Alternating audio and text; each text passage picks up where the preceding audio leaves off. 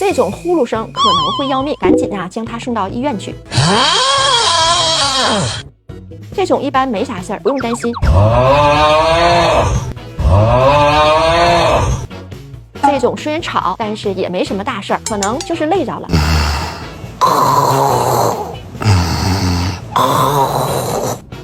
这种呢，问题也不大。这种呢，也不用担心，就是比较吵。